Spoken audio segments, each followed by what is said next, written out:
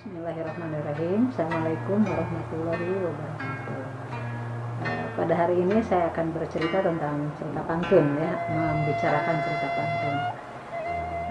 Cerita pantun itu adalah cerita, teks, puisi, naratif yang disampaikan, yang disajikan semalam suntuk diiringi kecapi, biasanya kecapi indung atau kecapi parahu. Bentuknya puisi, juru pantun seorang merangkap menabuh kecapi. Jadi hanya satu orang gitu ya. Teksnya disampaikan semalam suntuk kalau dulu. Kalau sekarang mungkin dipersingkat tergantung keperluan. Ada yang 1 jam, ada yang 2 jam, tergantung permintaan. Cerita pantun ini termasuk cerita klasik yang sudah ada sejak abad ke-16.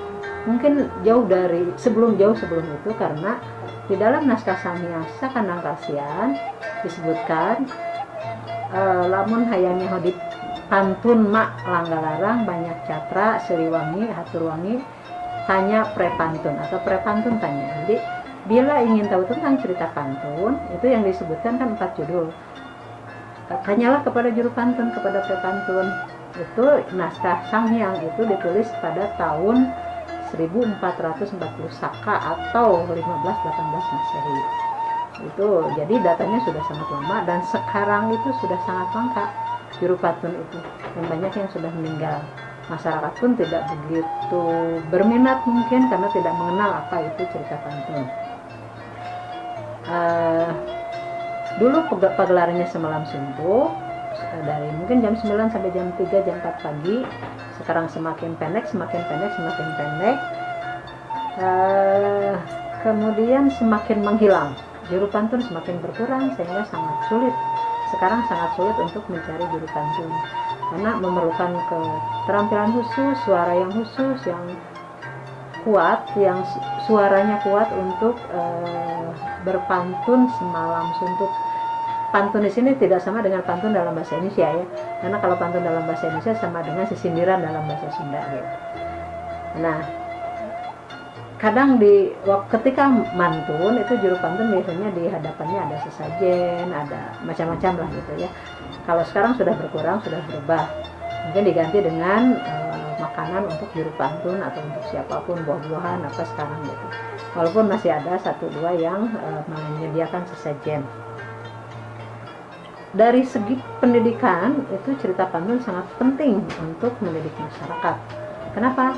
Karena di dalam cerita pantun dikisahkan si tokoh utama itu biasanya dididik secara adat, mungkin dididik untuk keluar dari keraton, berkelana, kemudian dia berjuang untuk menyelesaikan macam-macam permasalahan, macam-macam tantangan.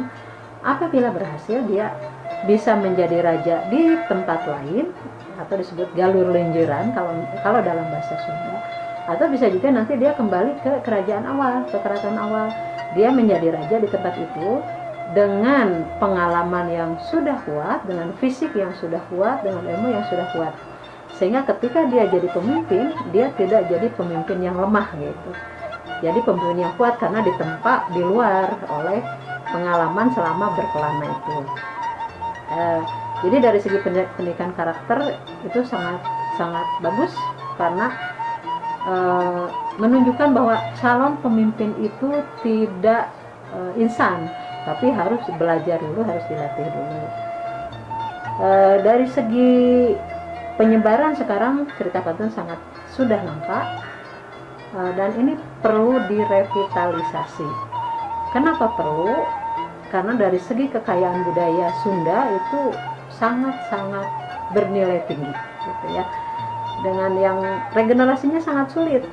Kenapa sulit? Ya itu minat generasi muda sekarang mungkin dianggapnya, kalau cerita pantun dianggap monoton karena penonton hanya diam. Beda dengan nonton musik live misalnya, yang dia bisa joget-joget. Nah, ini sangat penting, harus dilestarikan, harus direvitalisasi. Dari segi kosakata itu banyak bahasa banyak ungkapan yang sangat bagus yang harus dikenalkan kepada generasi masa kini. Jadi berbagai media itu bisa dimanfaatkan untuk, misalnya sekarang kan ada media sosial ya, bisa digunakan untuk menyebarkan, untuk mewariskan cerita pantun.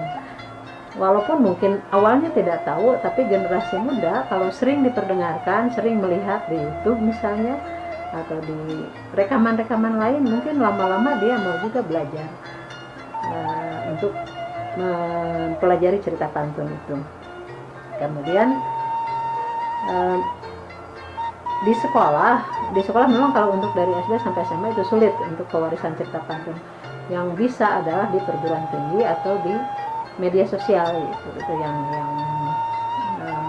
di media sosial mudah gitu ya. Tinggal bagaimana cara mengupayakan supaya generasi muda itu tertarik akan cerita pantun, atau mungkin dalam bentuk lain, di bukan modernisasi, mungkin di misalnya cerita pantun dibuat novel seperti yang sudah dikerjakan oleh Ayub Rosidi, tetapi teks pantunnya itu sendiri harus tetap ada gitu, supaya masyarakat tahu bahwa ini cerita pantun, supaya tidak tertukar dengan teks lain.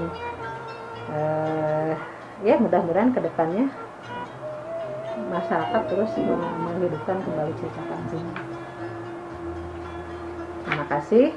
Assalamualaikum warahmatullahi wabarakatuh.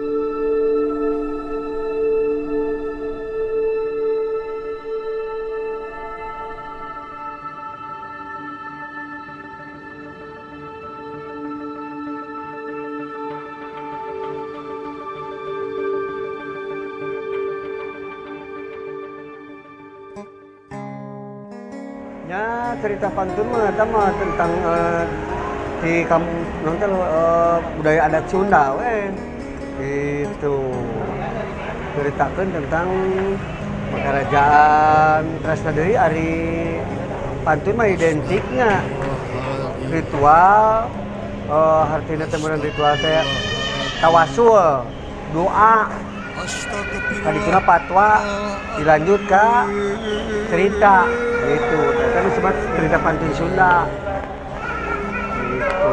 Sateyasana anu tos dipasieun ku guru ka Amang sapertos mending di Kusuma Ciung Wanara Lutung Kasarung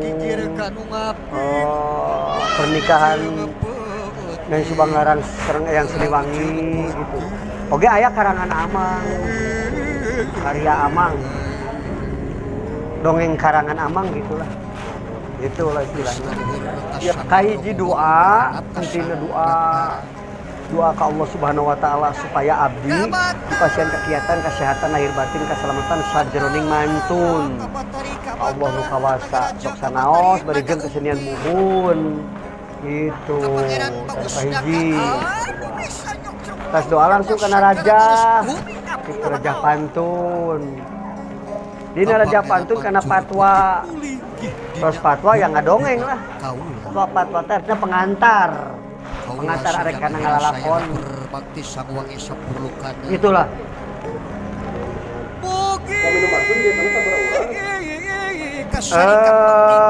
Satrang guru abdi mah 2.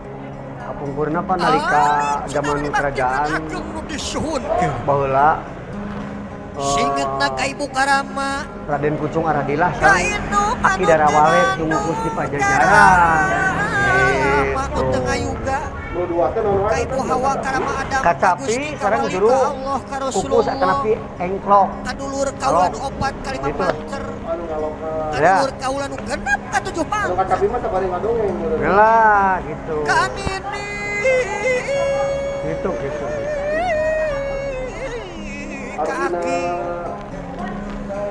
Anini parajibatin akib arajibatin. Sasajen.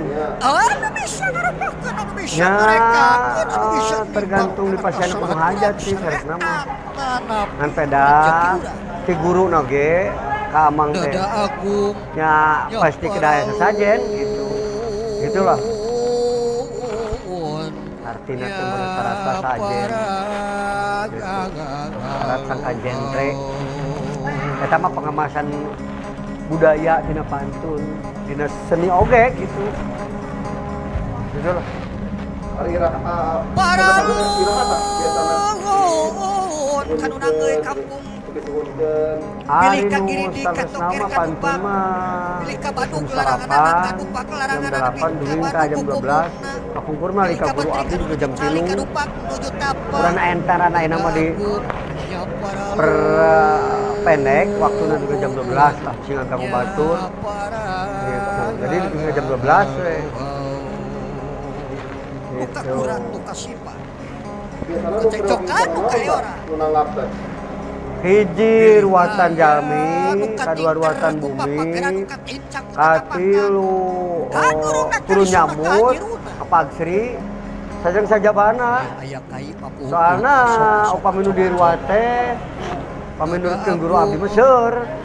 Budak lumbang, nunang umbugang, budak tilu laki unggul, budak awe, tilu laki awe unggul gitulah. Biasanya subang mah sok diruat supaya dia mah percaya terpercaya selangkung diajar ngidung nyanyi supaya tos dirajah didoaan ku bahasa Sunda doana selamat tegikeun dina hal-hal nu teu dipikarepna dijauhkeun dina hal yang tidak diinginkan gitu. Tapi da bahasa Sunda oge Allah mah apaleun, tong bahasa Sunda bahasa Sirem ge apaleun. Itulah. Nah, upaminanya kan artinya pantun asal ti mana? Mang aya da ngabikeun sabab naon? Di Bandung aya, Cianjur aya, Subang aya, di berbagai daerah kabupaten aya. Asal muasal nama jiga nama nya lah di Tetar Pasundan da di sini ge aya di Kacapi. Kan anu kasebatna pantun mah keterangan abdi mah Sunda. Pantun Sunda itu pantun cerita maksudnya. Itulah. Malah mandar nyuhun gun mulus rahayu rahayu sapaposna